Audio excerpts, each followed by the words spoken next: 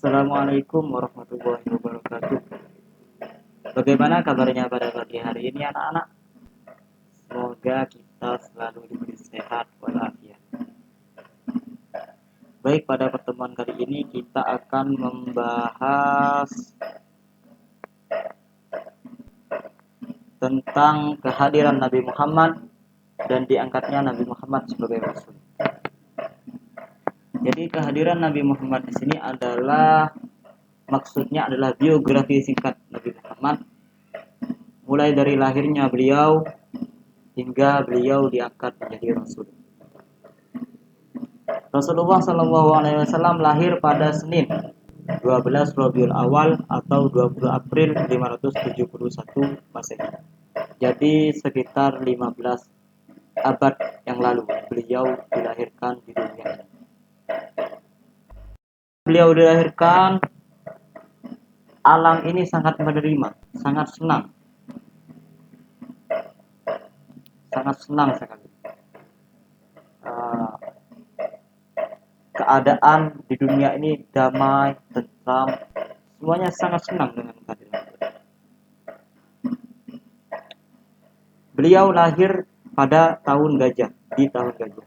Tahun gajah ini maksudnya adalah pada saat itu Mekah mengalami penyerangan dari wilayah lain.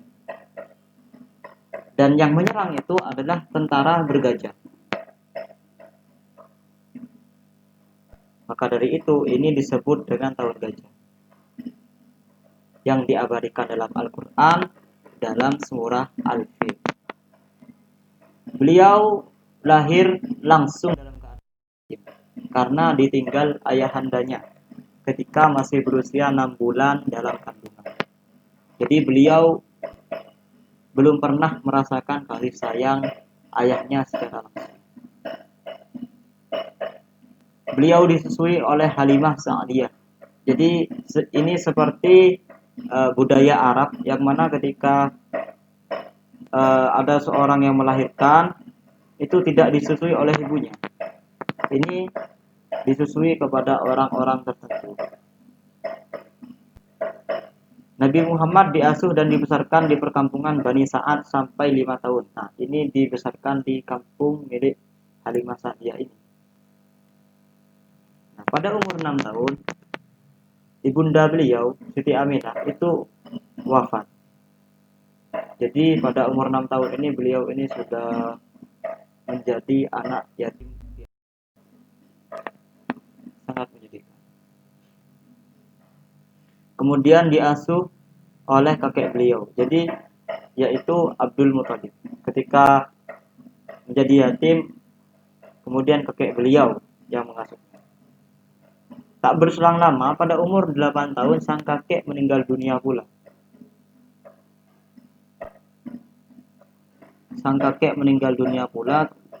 Kemudian diasuh oleh Abu Thalib, pamannya, yaitu ayah dari Ali bin Abi Thalib.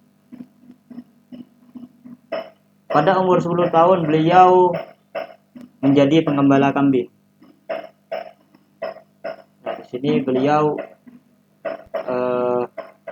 diajari untuk mencari penghasilan sendiri oleh pamannya pada umur 10 tahun.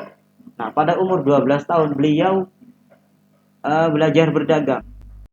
Dari siapa? Dari pamannya, yaitu Abu Thalib. Abu Thalib langsung merangkulnya, mengajarinya untuk berdagang dengan baik.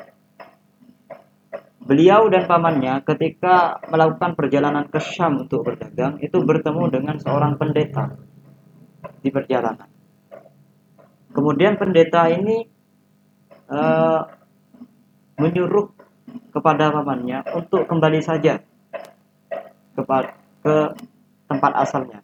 Ini demi keselamatan dari Nabi Muhammad ini tersendiri, karena pendeta ini melihat ada tanda-tanda kenabian di dalam dirinya.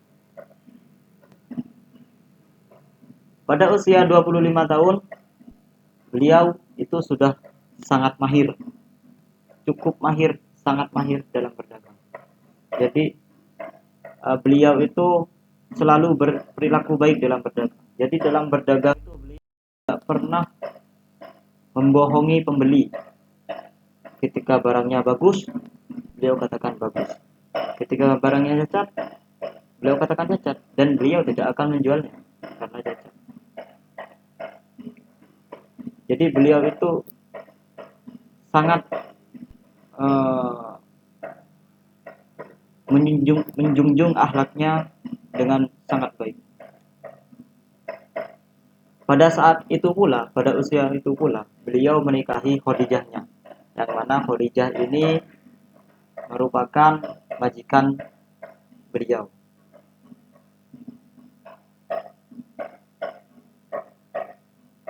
Nah, pada usia 40 tahun, beliau ini sudah sering melakukan banyak pengasingan diri atau berkhulwat di Gua Hira. Ini untuk meminta petunjuk pada Allah.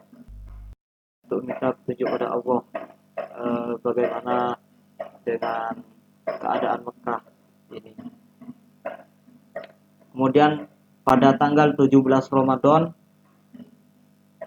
disitulah turun wahyu yang pertama, yaitu surah Al-Alaq 1-5 melalui perantara malaikat Jibril.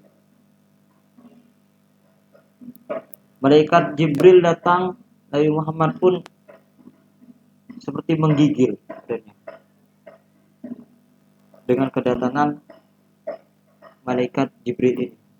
Kemudian malaikat Jibril ini menyuruh Nabi Muhammad untuk membaca. Namun Nabi Muhammad menolaknya karena tidak bisa membaca. Beliau al-ummi, tidak bisa membaca dan menulis. Kemudian malaikat Jibril menyuruhnya lagi. Nabi Muhammad menolaknya lagi. Hingga pada ketiga kalinya Nabi Muhammad pun membaca bacaan tersebut dengan bimbingan dari malaikat Jibril, yaitu surah Al-Alaq 1-5 yang berbunyi, mari kita baca bersama-sama surah Al-Alaq 1-5 ini. A'udzu billahi minasyaitonir rajim. Bismillahirrahmanirrahim. Iqra' bismi rabbikal ladzi khalaq. Khalaqal insana min 'alaq. Iqra' wa rabbukal akram. Alladzi 'allama bil qalam. 'Allamal insana ma lam ya'lam. Yang artinya, bacalah dengan menyebut nama Tuhanmu yang menciptakan. Dia telah menciptakan manusia dari segumpalan darah. Bacalah, dan Tuhanmu lah yang Maha Mulia, yang mengajarkan manusia dengan baik. Dia mengerjakan manusia yang tidak diketahuinya. Jadi dengan turunnya ayat ini adalah wahyu pertama dari beliau, dan diangkatnya beliau menjadi Rasul.